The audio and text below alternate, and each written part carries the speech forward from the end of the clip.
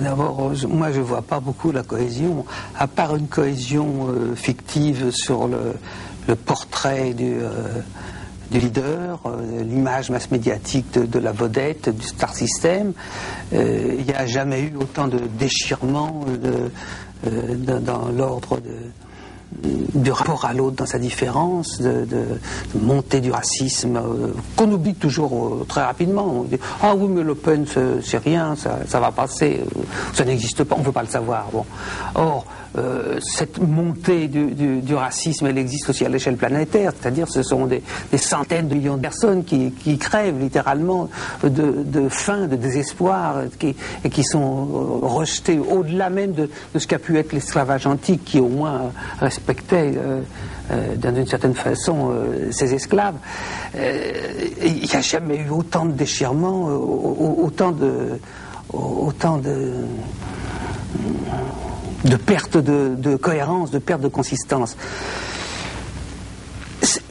Une cohésion pourrait émerger à nouveau dans des phénomènes de libération sociale, mais avec le fait que, à nouveau, elle représenterait un danger. Si vous voulez, à la fois je souhaite, moi, que se mettent à exister des idéologies de référence, des mouvements collectifs d'action, tout en disant, mais attention, il faut en même temps qu'on les construit, les déterritorialiser ou les détotaliser, pour reprendre le terme de Sartre, par ces problématiques d'écologie individuelle, d'écologie sociale, etc.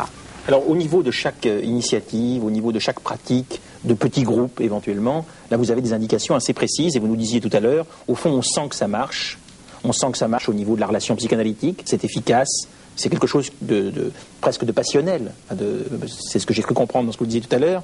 Et puis j'ai lu aussi chez vous l'idée que quelquefois c'est beau aussi, et ça relève de l'esthétique, et qu'au fond ça marche aussi parce que c'est beau. Alors est-ce qu'il n'y a pas plusieurs concepts du beau et plusieurs concepts de l'art chez vous? D'abord un art en face duquel il faudrait tomber à genoux et que vous rejetez bien sûr, qui est le beau en général, mais plutôt un art qui colle, une perception esthétique agréable. Et là j'en viens, prenons un exemple très concret. Un art qui décolle, en l'occurrence, si je me fie aux références qui sont dans les livres de Guattari. Et là, plutôt un art dans le... Justement, dans le disharmonique, un art qui laisse place à la faille, au silence, au blanc. D'où votre lecture étrange, par exemple, prenons cet exemple de Kafka. Étrange lecture de Kafka, puisque c'est la première fois qu'on qualifie de Kafka au fond d'expérimentation en littérature, ou la lecture de Kafka comme une expérimentation en littérature. Alors, ça signifie quoi exactement? Ça signifie sortir Kafka de son statut de monstre sacré pour avoir quelque chose qui est une occasion, une incitation au déplacement, une incitation à la réflexion bougée, une incitation au mouvement idéologique, une incitation au mouvement littéraire chez celui qui le lit? C'est-à-dire, tout à l'heure, vous nous reprochiez de ne pas respecter les auteurs philosophiques. Eh bien, des auteurs comme Kafka ou Proust ou d'autres, ou Beckett, sont pour nous comme des références philosophiques de base. Kafka, c'est heurté comme, je ne sais pas, comme des particules dans un accélérateur de particules, c'est heurté contre des mutations subjectives de son époque avec une violence extraordinaire, d'où le caractère fragmentaire de toute son œuvre, le caractère non fini. Il a pratiquement fini une ou deux nouvelles, mais tout le reste c'était un chantier permanent, une remise en question complète, sans compter tout ce qu'il a détruit malheureusement. Alors, quand on est devant un phénomène comme ça, on se met à déchiffrer analytiquement la subjectivité qui était en train d'être celle du nazisme, du stalinisme, etc. L'éros bureaucratique découverte, explorée par Kafka, et en même temps les contradictions insoutenables de son rapport à la normalité. Le fait qu'il voulait se marier, qu'il voulait être père de famille, qu'il aimait son père, etc. Et qu'en même temps, c'était quelque chose qui lui sautait, qui lui glissait littéralement des mains.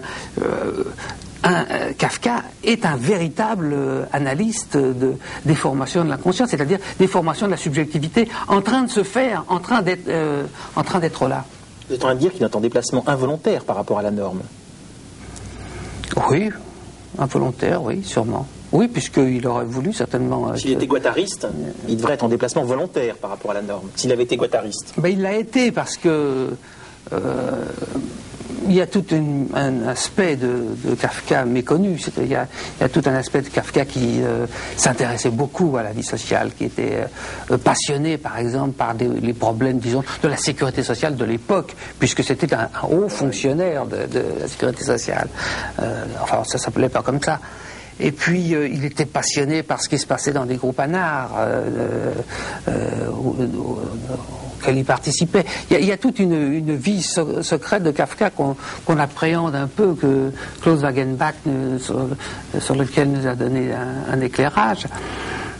Lorsque vous prenez Kafka, vous le prenez avec sa tradition? C'est pour vous un auteur qui est porté par une tradition, ou bien il apparaît uniquement au moment où son œuvre est écrite? Ah ben, c'est les deux. Il est porté par une tradition parce qu'il a un certain idéal, une certaine représentation de la littérature classique, de la grande littérature romanesque. Il veut faire un roman comme Dickens, par exemple, avec l'Amérique. Mais en même temps, les objets auxquels il s'adresse, lui, sautent des mains, c'est-à-dire se mettent à exister à leur propre compte. Comme on voit partout dans Kafka, brusquement, il y a quelque chose qui se met à travailler et à proliférer. Et lui, il n'a plus qu'à suivre. Et il est entraîné par cette proto-subjectivité qu'il rencontre, qui se met à proliférer un peu comme dans une voie psychotique, quoi.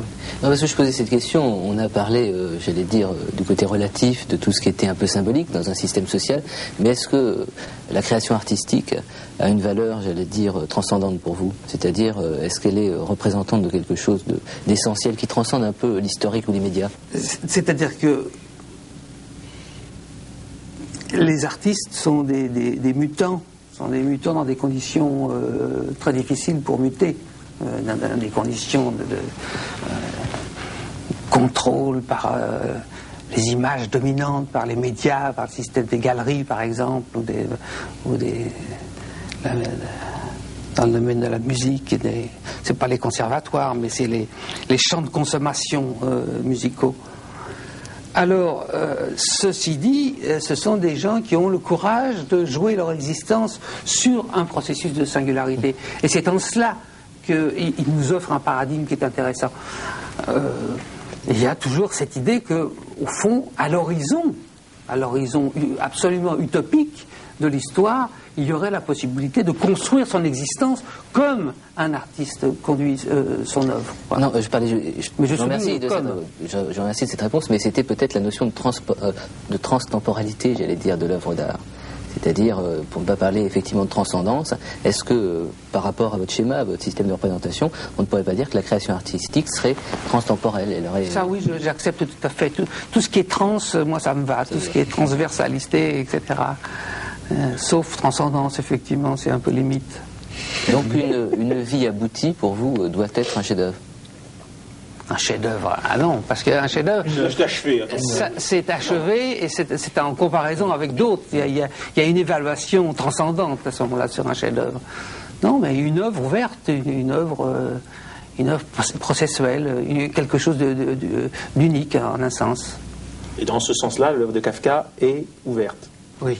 C'est l'œuvre ouverte par excellence, oui. Dans la mesure où, alors, il y aurait beaucoup à travailler sur Kafka, sans arrêt de nouvelles significations à produire. Exactement. Jusqu'à ce que ça s'éteigne. Peut-être qu'un jour, Kafka s'éteindra, mais je crois qu'il y a encore de quoi faire. Mais est-ce qu'à vos yeux, ça veut dire qu'une politique accomplie dans son processus, ça doit devenir une esthétique?